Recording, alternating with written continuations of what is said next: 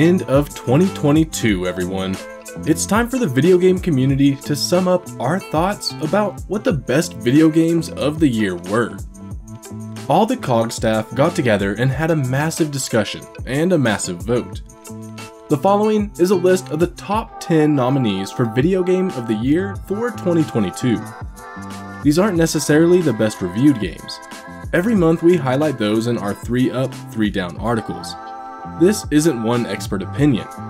This is our entire staff's opinion. Most of these games have had some time to sink in and resonate with us. This list is peppered with something from almost every genre. There are exclusives from every console, and some weird to balance out the obvious. COGconnected's nominees for, and winner of Video Game of the Year are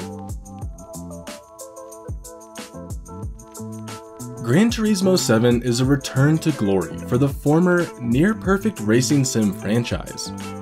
It turns out that the key was creating a racing sim that was a tiny bit more arcade and fun. It is still definitely a sim, but much more accessible than other major players in the genre. The physics and visuals are second to none.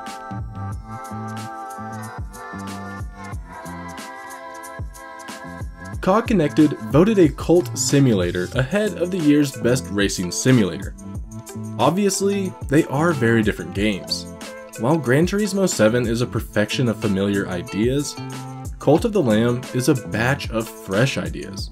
It's a very fun gameplay loop with an interesting and hilarious theme.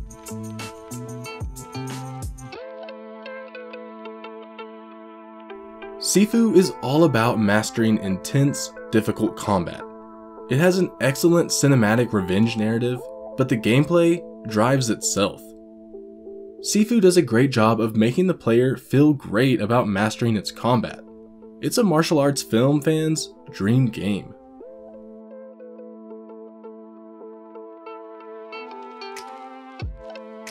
Tunic is an isometric adventure game that takes many of its ideas from the Legend of Zelda and Souls series.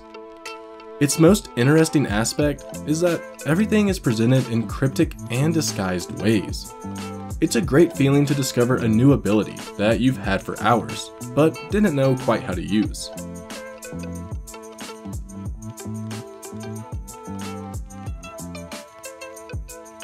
A Plague Tale Requiem is the sequel to A Plague Tale Innocence.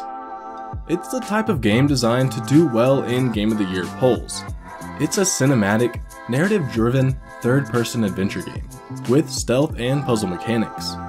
Its graphics and music are gorgeous. It's a little straightforward and plays things a little safe, but those are our only critiques.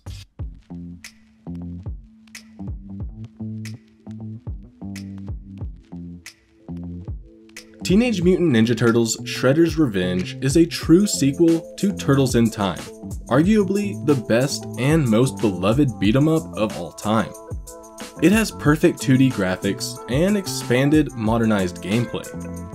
The soundtrack features several songs, including a cover of the original cartoon series theme by Faith No More singer Mike Patton.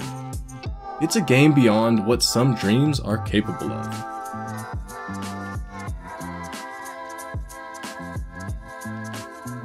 Where the hell did Vampire Survivors come from?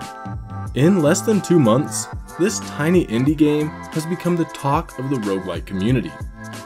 It's got a Smash TV-like gameplay core, with upgrades accumulated through repeat playthroughs.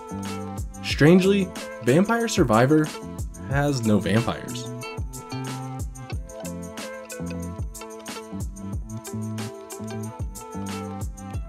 Horizon Forbidden West was the first game released in 2022 that was an obvious Game of the Year contender.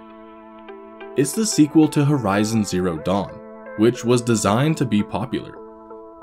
It has a gorgeous open world, RPG elements, and robot dinosaur combat. It turns out that was a winning formula.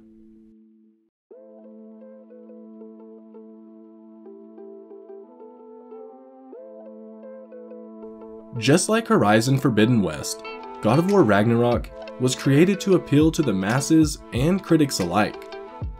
It's an extremely high quality sequel to an insanely beloved Sony exclusive. What's most awesome about Ragnarok is that it's a sequel that completely wraps up the story of the original.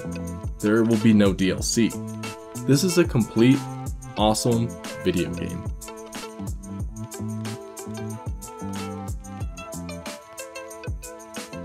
Elden Ring is the video game of the year. Every game released since February has existed in its shadow. It's the perfection of everything done with the Souls series, but with addition of an open world and a story conceived by George R.R. Martin. Elden Ring was probably the most anticipated game of 2022, and it arguably exceeded expectations. Do you agree with our choices? What was your video game of the year for 2022? Let us know in the comments below.